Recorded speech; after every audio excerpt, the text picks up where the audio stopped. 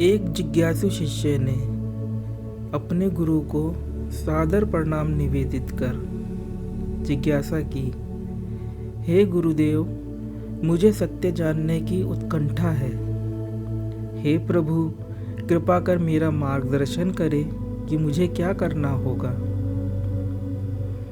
गुरु ने कहा, अपना सारा सामान बांधो, फिर बिना सामान के स्टेशन जाओ। ट्रेन पकड़ लो, पर खुद को स्टेशन पर ही पीछे छोड़ देना। शिष्य गुरु का विचित्र मार्गदर्शन सुन हक्का बक्का रह गया। उसने सुना तो था कि संतों की वाणी अटपटी होती है, सहसा समझ में नहीं आती, पर इतनी अटपटी होती है, ये उसको उम्मीद नहीं थी। शिष्य ने हाथ जोड़कर कहा, भगवान, मैं कुछ समझा नहीं, कृपा कर अपने इस विचित्र मार्गदर्शन का गूढ़ अर्थ बताए। गुरु मुस्कुराए और शिष्य के प्रति करुणावान होते हुए बोले, कुछ मिनटों में क्या करना है, क्या नहीं करना है आदि समस्त प्रश्नों का समाधान शिष्य को प्राप्त हुआ। शिष्य को विवेक प्राप्त हुआ। आइए समझते हैं क्या कहा गुरुदेव ने, जिससे कि शिष्य को संपूर्ण समाधान प्राप्त हो गया। गुरु ने कहा, अपना सामान बांधो, अर्थात सामान खुला हुआ है, फैला हुआ है, इसे बांधना है, और यह सामान अपना ही है, किसी और का नहीं। ये जो हम दृश्य प्रपंच देख रहे हैं, और इस दृश्य प्रपंच में नाम रूप दे दे विभिन्न वस्तुओं का, व्यक्तियों का, वनस्पतियों एवं पशुओं का होना ठहरा रहे हैं, ये कार्य हम ही तो कर रहे हैं। सृष्टि की समग्रता को व्यक्ति का मैं नाम रूप दे दे खंडित करता है, विभाजन करता है। पेड़ है, पृथ्वी है, देश है, काल है, ये व्यक्ति या कहे व्यक्ति का मैं विभिन्न नाम रूप वाले पता नहीं कितने सामानों की प्रतीतियां खोलकर बैठा हुआ है। सब तरफ ये प्रपंच, ये सामान इसने फैला रखा है। चूंकि ये सामान इसी ने तैयार किया है, इस व्यक्ति या व्यक्ति के मैंने तैयार किया है, इसलिए ये सामान इसका है जो कि फैला हुआ है। गुरु ने कहा, अपना सामान, अपना सारा सामान बांधो।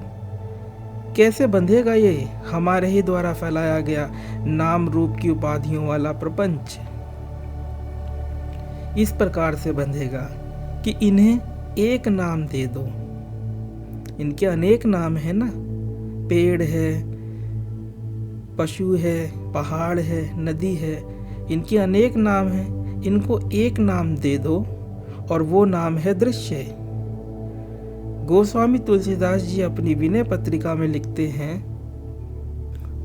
सकल दृश्य निज उदर मेली सोवे निद्रा तजि जोगी, सोई हरिपद अनुभवे परम सुख अतिशय द्वैत वियोगी। अर्थात योगी को क्या करना है? सारे दृश्यों को अपने उदर में कर लेना है। इसका अर्थ ये नहीं है कि पेट में कर लेना है। इसका अर्थ यह है कि जो कुछ भी जानने में आ रहा है, जाना जा रहा है, जाना जा सकता है, उन सबको अलग अलग नाम रूप दे, उनकी स्वतंत्र सत्ता की धारणा ना बनाकर एक नाम दे दिया जाए, और वो नाम है दृश्य।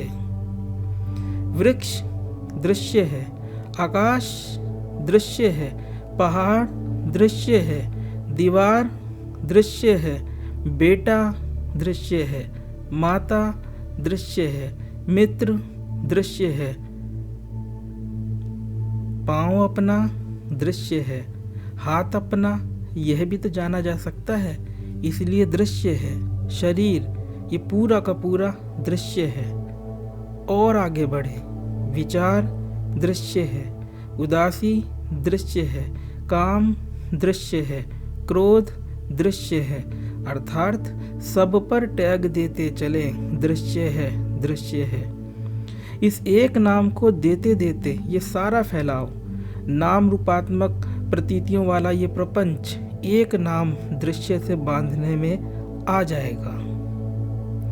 और बांधने वाला अर्थात आप स्वयं इस सारे बांधे गए सामान से पृथक शेष बचे रह जाएंगे। ये जो शेष बचा रहा ये है मैं हूं का भाव। जैसा कि गोस्वामी तुलसीदास जी ने कहा, सकल दृश्य, सारे के सारे दृश्यों को, जो भी कुछ जाना जा सकता हो उन सबको समेटो, निज उदर मेली। उनकी अलग अलग नाम रूपों वाली प्रतीति ना कर एक दृश्य, बस ऐसे नाम की टैगिंग करना ही उदर में समेटना है। ऐसा ही गुरु ने कहा शिष्य के प्रति कि अपना सारा सामान बांधो। जब ये बंध जाए सारा सामान तो गुरु ने क्या कहा था? गुरु ने कहा था फिर बिना सामान के स्टेशन जाओ। इसका अर्थ यह है कि अपनी अवेयरनेस को, अपने अवधान को इस दृश्य नाम से बंध चुके संपूर्ण प्रपंच से हटा इस दृश्य प्रपंच को जानने वाले दृष्टा पर ले आओ, अर्थात मैं हूँ, इस पर अवधान दो। इसी बात को गोस्वामी तुलसीदास जी कैसे कह रहे हैं? वे कह रहे हैं, सोवे निद्रा तज योगी, सकल दृश्य निज उदर मेली, सोवे निद्रा तज जोगी। अर्थात विभिन्न नाम रूप वाली इन प्रतीतियों को एक नाम दृश्य की टैगिंग दे। जैसा कि हमने पूर्व में बताया कि ये सब दृश्य हैं, जानने में आ सकते हैं, मैं दृष्टा हूँ, इन सबको जानने वाला हूँ। पहले ये दृश्य प्रपंच की अलग अलग नाम रूप में हम प्रतीति कर रहे थे। इन अलग अलग नाम रूप की प्रतीतियों को है करके ठहरा रहे थे कि ये सब भिन्न भिन्न हैं और अपनी अपनी स्वतंत्र सत्ताएं लिए हुए मौजूद हैं। ये थी निद्रा, अर्थात हमारी बेहोशी। गोस्वामी तुलसीदास जी अपने पद में सोवे निद्रा तज जोगी कहकर हमारी इसी निद्रा को, इसी बेहोशी को छोड़ने की, त्यागने की बात कह रहे हैं। इस निद्रा को त्याग करके सोने की बात कह रहे हैं। ये कैसी अटपटी बात हुई कि निद्रा को त्याग करके सोना? वास्तव में ये बेहोशी, ये निद्रा, ये जब टूटती है तभी विश्राम की अवस्था हमें हासिल होती है। मैं हूँ के भाव पर ही विश्राम है, शांति है। इस भाव पर वही शांति है, वही सुख है जो कि गहरी नींद में है। तो गुरु जी ने शिष्य से कहा था कि पहले अपना सारा सामान बांधो। इसका अर्थ हमने समझ लिया है। आगे गुरु जी ने कहा था कि फिर बिना सामान के स्टेशन जाओ, अर्थात दृश्य प्रपंच से अवधान हटाकर इस दृश्य प्रपंच को जानने वाले दृष्टा पर अवधान लाओ। ये भी हमने समझ लिया। आगे गुरु जी ने कहा था ट्रेन पकड़ लो पर खुद को स्टेशन पर ही पीछे छोड़ देना। ये बड़ी अटपटी बात कही गुरु जी ने। इसका अर्थ यह है कि इस मैं हूँ के भाव पर ही ना अटक जाना, क्योंकि सत्य इससे भी परे है। मैं हूँ का भाव गहन निद्रा में नहीं रहता। जो कभी रहता है और कभी नहीं रहता है वह सत्य कैसे हो सकता है? लेकिन ये द्वार है। खुद को स्टेशन पर छोड़ ट्रेन पकड़ लेने से गुरु जी का आशय यह है कि द्वार पर ही, इस मैं हूँ के भाव रूपी द्वार पर ही ना अटके रह जाना। द्वार के पार निराधार है वह सत्ता जो कि पराश्रित नहीं है, वह सत्ता जो कि सब कुछ होकर के भी कुछ नहीं होती। उसी के लिए गोस्वामी तुलसीदास जी ने अपने पद में आगे कहा, सोई हरिपद अनुभवे परम सुख, अतिशय द्वैत वियोगी। द्वैत का अत्यंत अभाव हो गया। जो बेहोशी छोड़ इस दृश्य प्रपंच से तदात्म्य करना छोड़ अपने स्व पर, मैं हूँ, इस भाव पर टिक गया तो यही मैं हूँ का भाव गुरु की तरह पार कर देता है, अपने से भी पार ले जाता है। लेकिन प्रयास से ये संभव नहीं है। समर्पण, प्रयास तो कर्ता भाव से होता है। कर्तापन तो इस दृश्य प्रपंच से ही भासता था।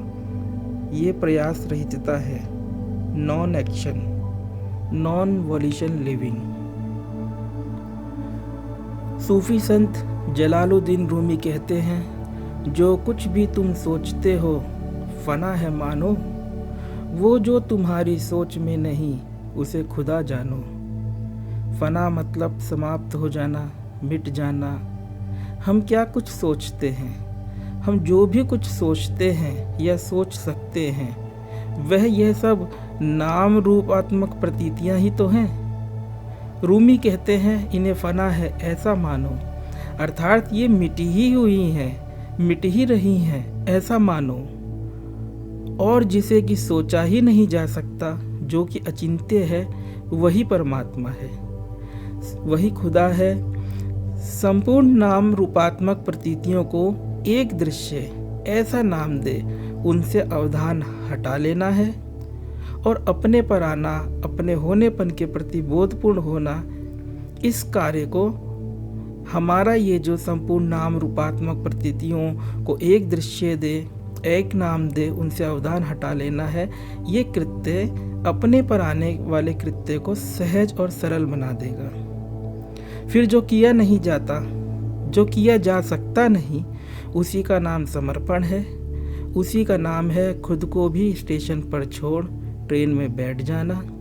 शब्द यहीं तक पहुंचा सकते हैं, यहीं तक का हाल बता सकते हैं। ओम। अगर आपको यह वीडियो पसंद आया है तो वीडियो को लाइक जरूर करें और चैनल को सब्सक्राइब कर इस ज्ञान के प्रवाह में अपनी श्रद्धांजलि अर्पित करें।